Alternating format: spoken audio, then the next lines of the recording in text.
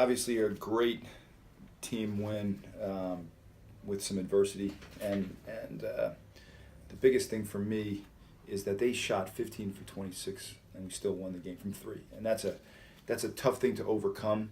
A team that's that hot, and they came into the game shooting 28% from three. So we talk about focusing on things you can control, and this was the first game we out-rebounded our opponent, so we out-rebounded them by 5.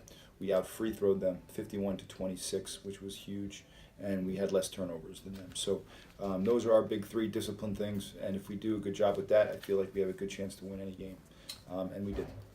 Mentioned that adversity. Kind of talk about the mindset. You made a late push in regulation to take the lead. Obviously, they hit that deep 3 to send it to overtime, and then to kind of, just keep hanging in there. Just, kind of what were you guys talking about in the huddle? And that's what we said.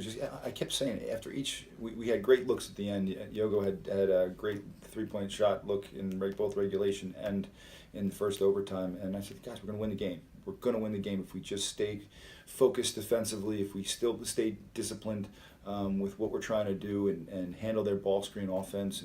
And I thought our guys did a good job. And then we ended up, they finally missed a few shots from deep, and we ended up getting some big rebounds. We handled their pressure for the most part. Day knocked down his free throws, and we came out to win. Yeah, talk a little bit about Day and just his ability to get to the basket. Career high 37, drew 13 fouls to get to the line 25 times. I know. He's one of the fastest kids I've ever seen.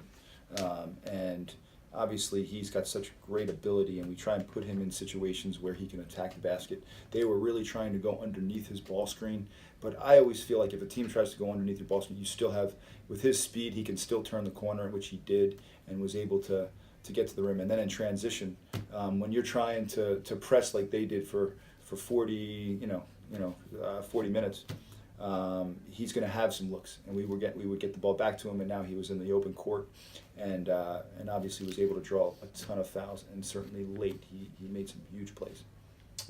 Wednesday night here, your first taste of the St. Anselm rivalry. Yeah. I know our athletic director will be counting on you for some Queen City Cup points, but what do you guys have to do there to be successful in your obviously they're a very disciplined team and an older team, and certainly have a ton of talent with guys that can pass, dribble, and shoot, and we'll have our hands.